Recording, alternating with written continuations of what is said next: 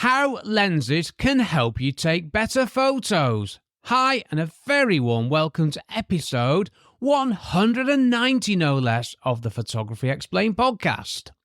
I'm your host, Rick, and in each episode, I will try to explain one photographic thing to you in plain English in less than 27 minutes-ish without the irrelevant details. I'm a professionally qualified photographer based in England with a lifetime of photographic experience, which I share with you in my podcast. Lenses on cameras give photographers options. To understand how lenses can help you take better photos, you need to know what you want to photograph, how you want to take these photos, and what you want your photos to look like. Now, once you know these things, you can find the lenses that work for you. Only you can do this, but once you know what you want to do, you can look into the wonderful world of lenses. How utterly splendid! Lenses are tools that photographers use to take the photos they need. In this episode, I'm going to tell you how I ended up with the lenses that I've got, which seems to make sense. More on that in a bit. So that was the answery bit. Here is the talky bit. Now, I want to start off just covering a few general things, starting with the point from the answery bit. Where do you start?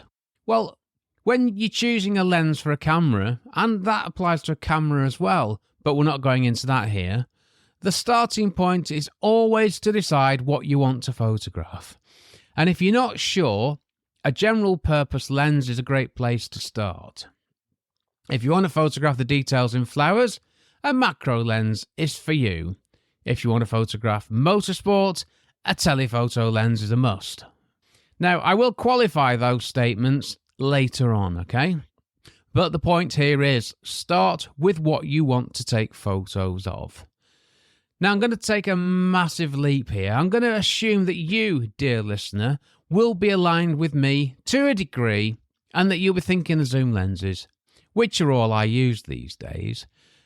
I covered this in the last episode, but as a quick reminder, a zoom lens has a variable focal length, such as a 24 to 105mm lens. A prime lens, a non-zoom lens if you like, it's got a fixed focal length, such as a 50mm lens. Okay, so I used to have some fixed lenses. I've always used zoom lenses. Well, I've always used zoom lenses with my digital photography, and that's all I have now. So I'm going to work on the basis that you're in the same boat as me. But before I do that, there's some things I need to pick up, which I covered in the last episode, but they are relevant to what I'm going to talk about shortly. The first one's focal lengths. As a reminder, a 50mm focal length on a full-frame camera, it gives a similar field of view to that which we see with our own eyes. A lens with a focal length of less than 50mm, as in a smaller number than 50, that gives a wider field of view and is called a wide-angle lens. Makes sense, doesn't it? A lens with a focal length larger than 50mm, as in a larger number, that has a narrower field of view. And that lens is unhelpfully called a telephoto lens. I know, wide angle makes sense, telephoto, not as much. A 50mm focal length on a full-frame camera, it gives a horizontal field of view of about 40 degrees. Now, popular focal lengths for lenses, they're within the, 24 to 200mm range. A 24mm focal length lens is a wide-angle lens, and that gives a field of view of around 73 degrees. A lens with a 200mm focal length is a telephoto lens, and you'll get a field of view of around 10 degrees. So 50mm lens, 40 degree field of view, 24mm lens, 73 degree field of view, and a 200mm focal length, about 10 degrees. Now I say about because there's decimal points, but I'm not going into that detail here. I'm trying to just explain the differences. Now, you can get lenses with smaller focal lengths than 24mm, which are even wider.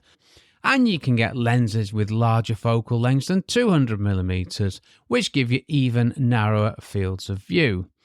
I could talk about focal lengths forever, but I've got a different plan, which I'll get onto. Next thing I want to just pick up quickly, crop factor. I'm sorry, I have to mention crop factor. I really am sorry. If I didn't have to do this, I'd be happy, you'd be happy. But I have to. 50mm on a full frame camera is a standard lens. To get the same field of view, as in the same view as a 50mm lens on a full frame camera, with a crop sensor camera, you need a focal length of 31 to 33-ish millimeters. And with a Micro Four Thirds camera, a 25mm focal length gives you the same field of view as a 50mm lens on a full frame camera. I know. 24mm on a crop sensor camera, it gives you 36mm-ish. But to get the same field of view as a full-frame 24mm lens, you need a 16mm-ish focal length on a crop sensor camera. And that's not great. I mean, it is what it is, but when you look at the telephoto end of things, you've got the crop factor which you multiply by the focal length to give you the effective focal length. So 200mm focal length on a crop sensor camera, that gives you 300 to 320mm, which to some is a good thing. And even better, with a Micro Four Thirds camera, a 200mm focal length gives you an effective focal length of 400mm, and that is quite significant. And if you're using telephoto lenses a lot, crop sensor cameras, and indeed Micro Four Thirds cameras, they should be a consideration for you.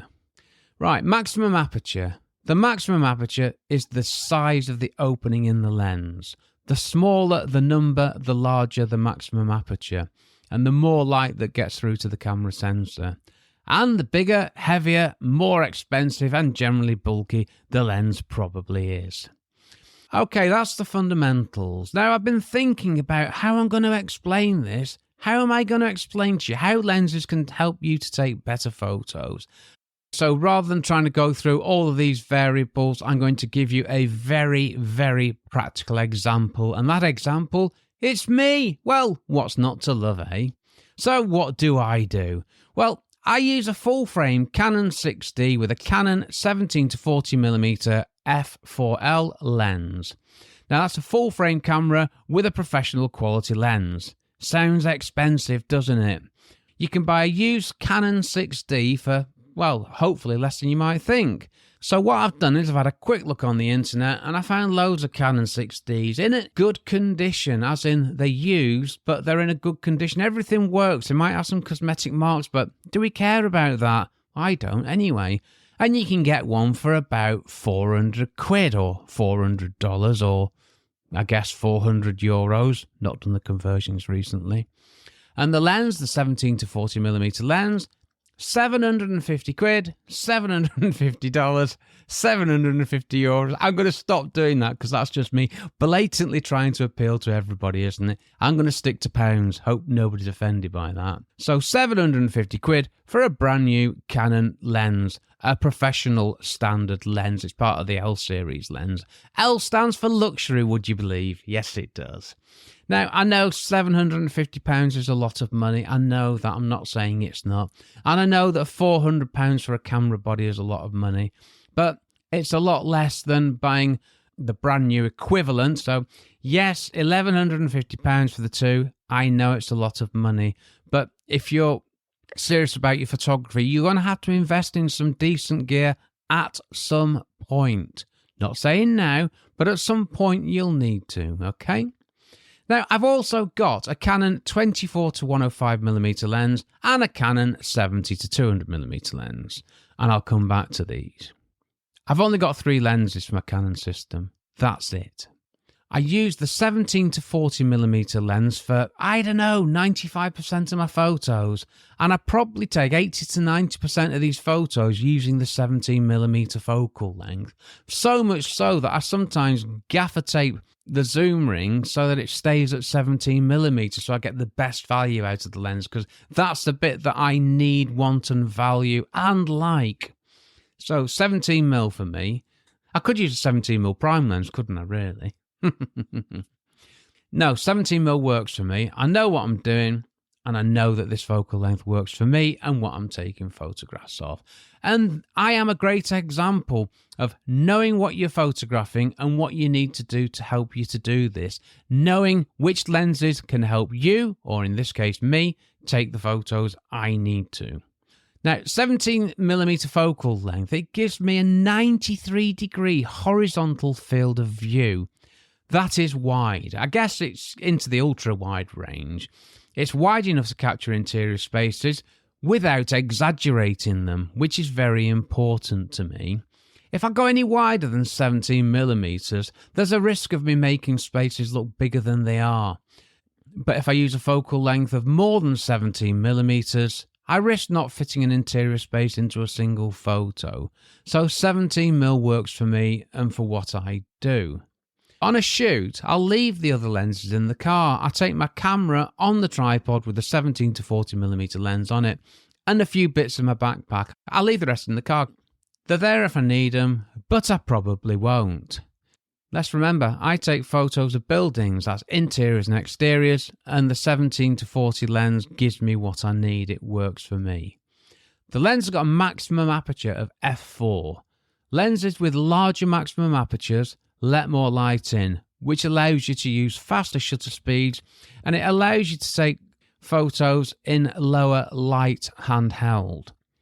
Okay, so the f4 maximum aperture, I need to just explain some things on this one.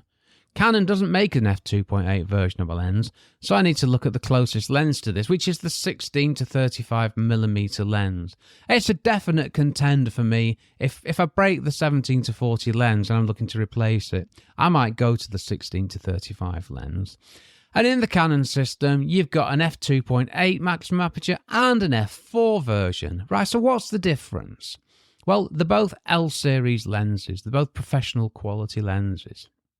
The f2.8 version, it costs about £1,150. The Mark II version is only £750, which is looking good. And the f4 version, it costs around £860. Now, that's not too bad for professional quality lenses. So what about the weight? This is the other thing we need to know about, isn't it? The 2.8 lens weighs 790 grams. The f4 version, 620 grams. Now, that's not a huge difference, granted, but you get the point. I didn't do the sizes here, but it's smaller. The f4 lens is smaller than the f2.8. If you look at other lenses, such as the 28 to 70 f2.8 against the f4 version, and other lenses, you'll see that things get bigger. And on telephoto lenses, things are already bigger, so you just compound that by making them even bigger. To be honest with you, that's not giving me the demonstration of the difference that I was hoping for. It's not a lot, but I do know people who struggle with the weight of photography gear, so it is a serious consideration. It really is. But the point for me is this. I don't need a lens with a larger maximum aperture. I take my photos from a camera on a tripod, and I'm photographing buildings and they're not moving, so f4 is fine for me. I do not need f2.8. Do not buy a more expensive lens with a larger maximum aperture if you don't need it, unless you want to, of course. And yeah, I am looking at the 16 to 35mm lens and thinking about how nice it would be. I've had a look at it and gone, oh, that's not bad. Yeah, I need to stop it. This can be a problem. It's been a problem to me in the past, as you'll find out. I call it shiny newness syndrome. Other people call it GAS, which is gear acquisition syndrome. Yes, really. Okay, I also like taking landscape photos. For my landscape photos, I like to use my Canon 17 to 40mm lens. See, I like wide-angle photos, but when I'm photographing buildings, I don't want to go too wide, as things can begin to look unnatural. But with landscape photography, you can go much wider indeed. And this is where I would dearly love more gear acquisition syndrome here. The Canon 11 to 24mm lens. 11mm focal length. It gives you an impressive, wait for this one, this is good, 117-degree field of view. And I could really use that on my landscape photography. But I'd never use 11mm for photos of buildings. If I used 11mm, I'd be making interior spaces look much larger. Larger.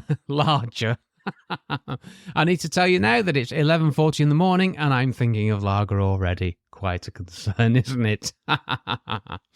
No, if I use the 11mm focal length photographing interiors, They'd be too big. They'd look too big. They'd look artificial. They wouldn't be realistic. Now, for some people, that won't be a problem. But for me, it's an absolute no.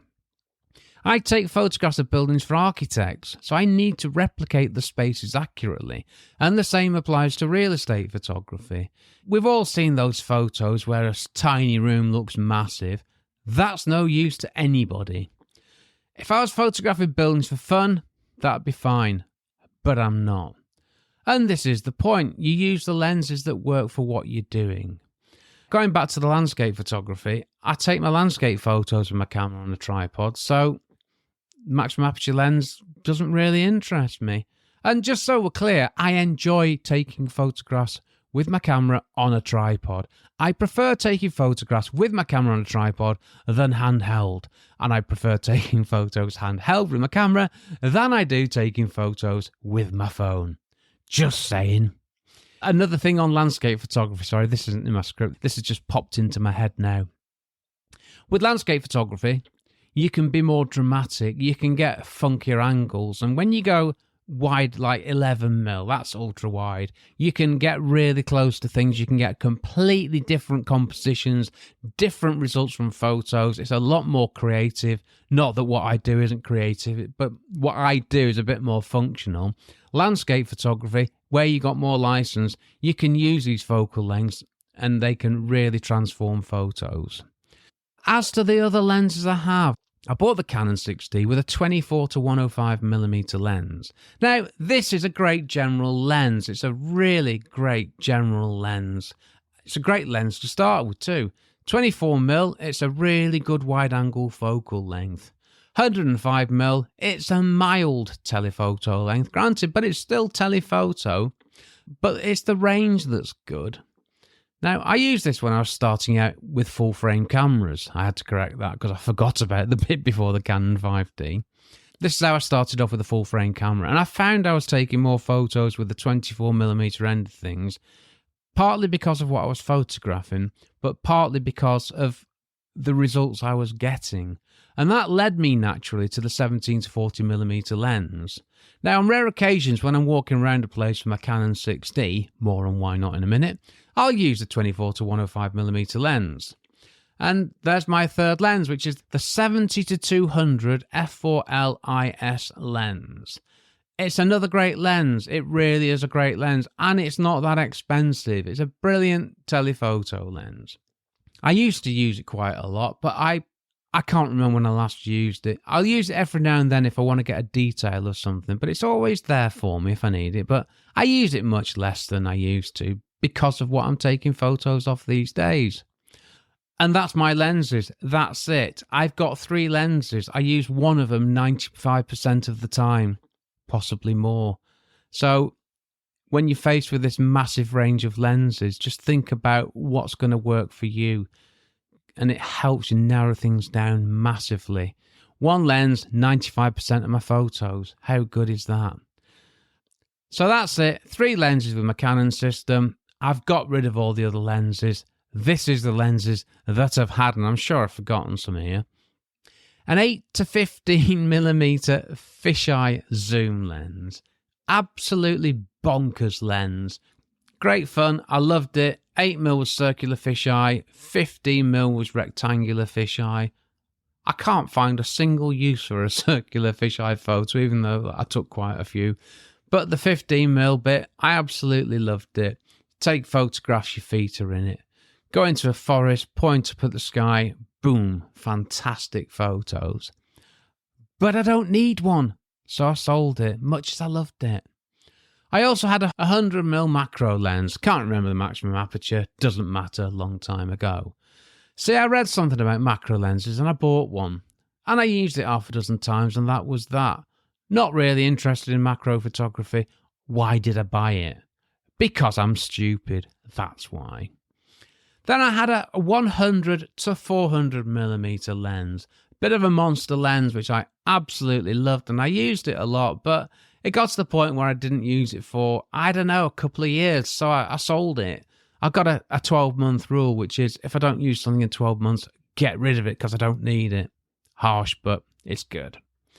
I hated selling it. This is this is another thing that's come back to me. I hated selling it. I didn't want to part with it. I really didn't. But I haven't really thought about it until now. So that's fine because I sold it in 2019, I think.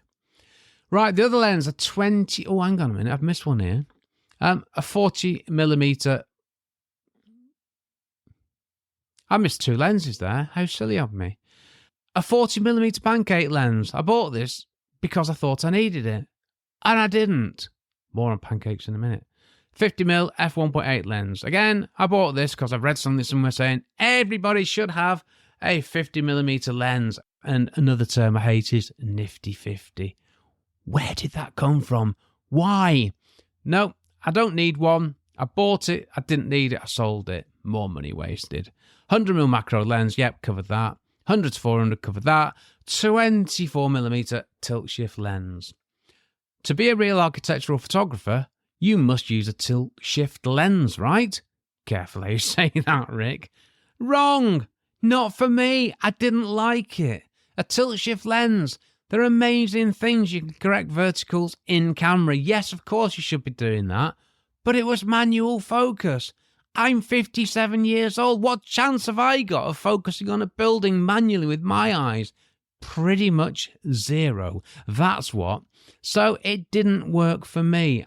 I can get round the converging verticals because I know what I'm doing. I can get round all that stuff in the way I take photos and what I do to them afterwards. Of course, getting things right in camera should always be encouraged. So me and a manual focus lens, it's not happening. They're not going to get any better either, are they? No, they're not. Right, I'm going to... My script says I apologise for repeating the point. Now, I'm not going to apologise for repeating the point. Get what you want. Get what you need. Don't get what people tell you have to have. It has to come from you.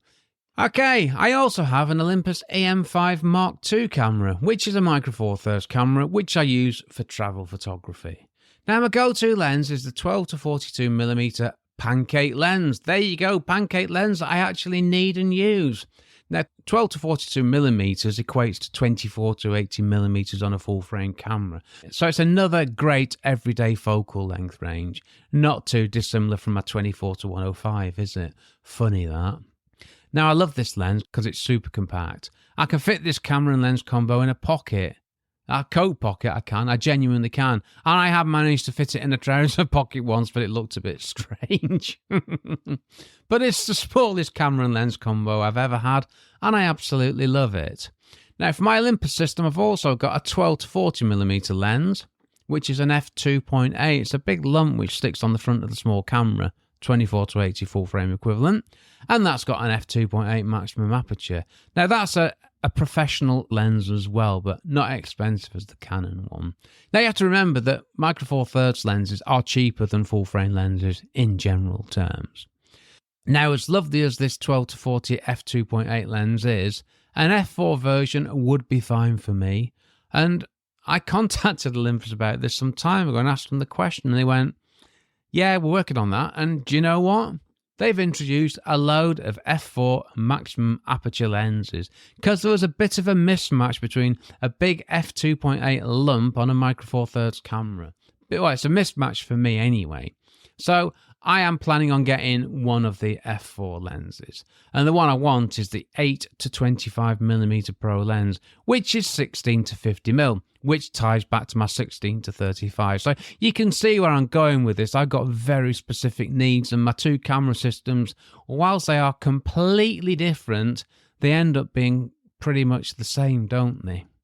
Yeah, if I got the 8 to 25 Pro lens with the 16 to 50 focal length, I'd be a very happy chappy. And I can add to that the third lens in the Olympus system. Yes, I've got 3 lenses for my Canon system, and I've got 3 lenses for my Olympus system, and no more. It's funny, isn't it?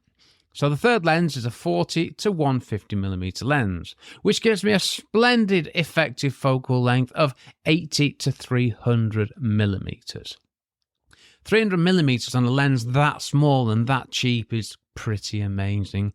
And the quality of these little lenses is but it's better than you'd expect, it really is. 300mm gives a horizontal field of view of about 7 degrees. So with my Olympus system, my 3 lenses, they go from 24mm to 300mm in real terms, which is all I need for my travel photography. And these lenses, and of course the camera body, they're smaller and lighter than my Canon stuff, so I'm happy to travel with this gear. It gets a bit awkward actually packing my camera gear these days into my backpack because they're so small and there's so little of them.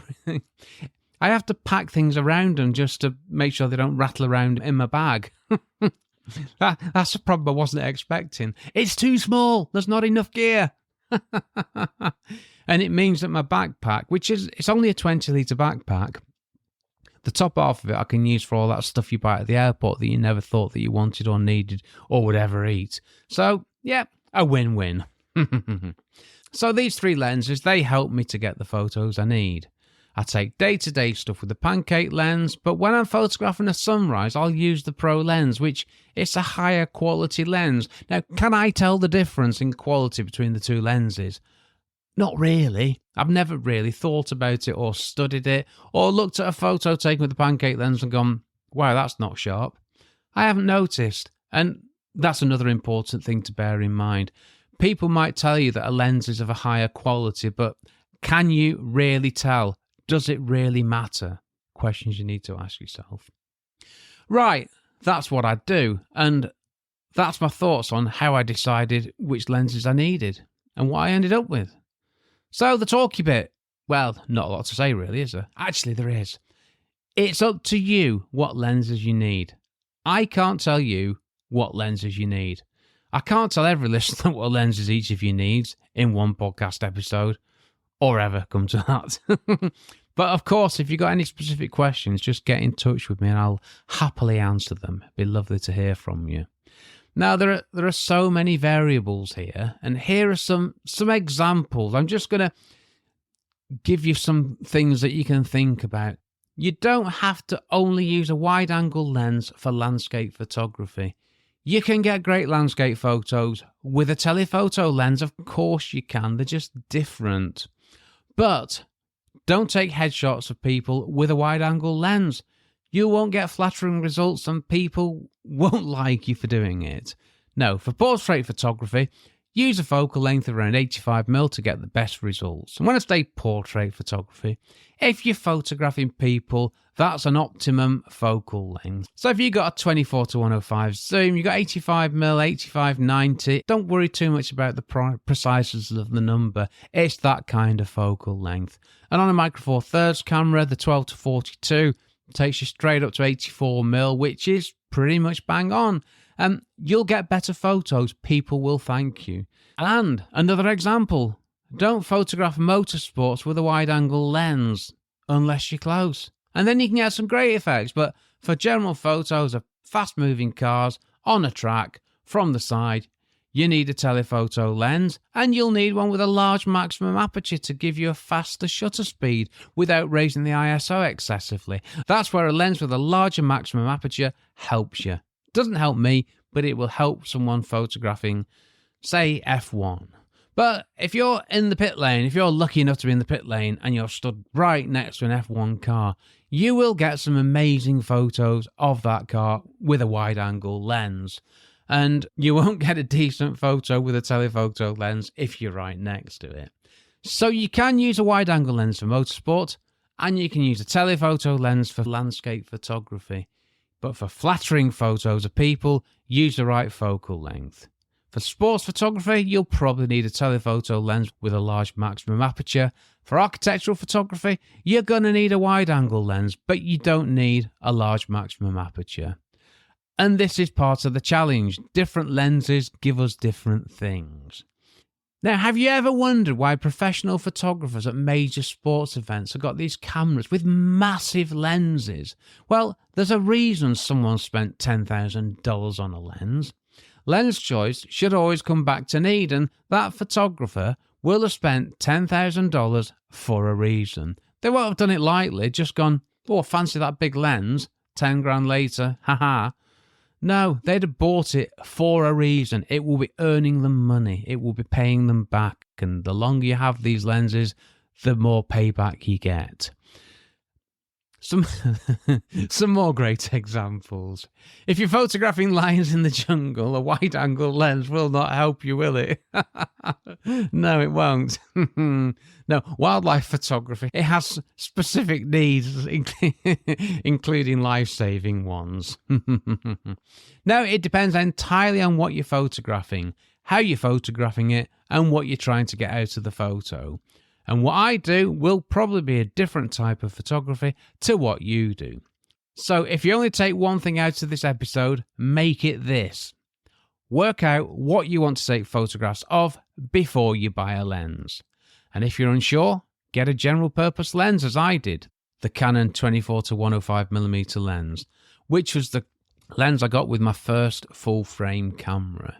Now I'm saying first full frame camera because I forgot the time before the full frame camera when I started out, because I started with a crop sensor camera with the 18-55mm kit lens. It's a great starting point for lots of people. 18-55mm, it gives you an effective focal length of about 28-88mm, and that's wide angle to telephoto. That's where I and many other photographers started. So if all you can afford is an 18-55mm kit lens, that's fine. Use it. The important thing is that you use the lens and you learn what the different focal lengths do, and you learn what works for you, what you like, the effects you like. There is no shame in having an 18-55mm kit lens. Most of us started off with that lens, so it's not a problem. The problem is if someone tells you it's a problem. And if someone tells you it's a problem, send them to me and I'll sort them out for you. Right, I'm done there. I had loads of other stuff in my script, but that was pretty much repeating what I said in the last episode. And no one wants that, do they? No, they don't, Rick. Now, I quickly covered depth of field in the last episode, but that's one I'm going to pick up in a future episode all of its own. But I still call it depth of sharpness. Just saying. Right, I'm done here. No, sorry. The bit I did genuinely forget. Money.